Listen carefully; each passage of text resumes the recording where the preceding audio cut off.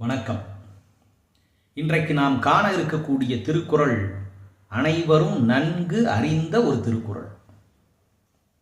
இந்த உலகத்திலே இருக்கக்கூடிய அறிவில் சிறந்த பெருமக்கள், சிந்தனை மிகுந்த சான்றோர்கள் அனைவரும் எழுதி வைத்துள்ள கருத்துக்களை அனைத்தையும் திரட்டி தொகுத்து அவை அனைத்திலும் முதன்மையான கருத்து எது என்று ஆராய்ந்து பார்த்தால் அது என்ன கூறுகிறது?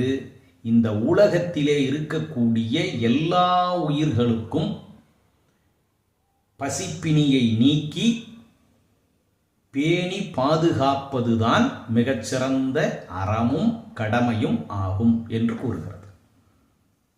உங்களுக்கு குறள் நினைவுக்கு வந்திருக்கும். பகுத்துண்டு பல்லுயிர் ஓம்புதல் நூலோர் தொகுத்தவற்றுள் எல்லாம் தலை. இந்த திருக்குறள் எந்த அதிகாரத்தில் இடம்பெற்றுள்ளது? அதில்தான் இருக்கிறது சுவை. அனைவருக்கும் கொடுத்து உண்ண வேண்டும், பாதுகாக்க வேண்டும் என்று கூறினால் ஈகை என்பதிலோ ஒப்புரவு என்பதிலோ இந்த திருக்குறள் இடம்பெற்றிருக்க வேண்டும். ஆனால் இந்த குறள் எந்த அதிகாரத்தில் தெரியுமா இடம்பெற்றுள்ளது? கொல்லாமை என்ற அதிகாரத்திலே இடம்பெற்றுள்ளது.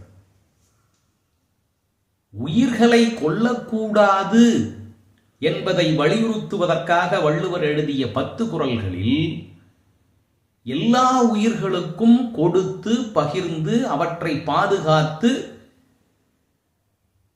இருக்க வேண்டும் என்ற கருத்து எப்படி இடம்பெறுகிறது?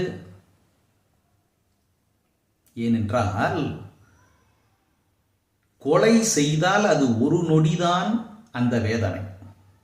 ஆனால் இந்த பசி இருக்கிறதே, அது ஒவ்வொரு நொடியும் உயிரை கொள்ளக்கூடிய வேதனையை தரும்.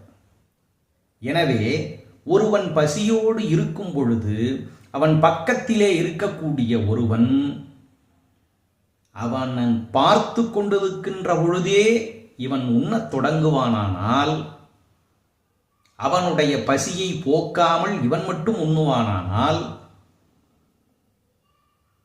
அவனை கொலை செய்த குற்றவாளியாக இவன் கருதப்படுவான்.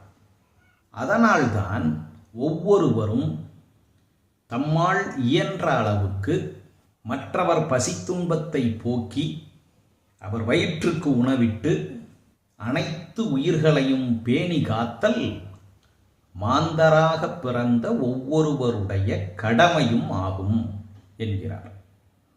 ஆபுத்திரன் கையிலே இருந்து மணிமேகலையின் கைக்கு வந்த அமுத சுரபி நமக்கு உணர்த்துவது என்ன?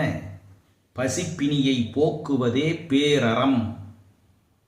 வடலூரிலே சத்திய தர்மசாலையை வைத்து அணையா விளக்கினை வள்ளலார் ஏற்றியதன் காரணம் என்ன? உலக உயிர்கள் அனைத்தும் பசி துன்பத்தினால் வாடக்கூடாது என்பதற்காக. நன்றி, வணக்கம்.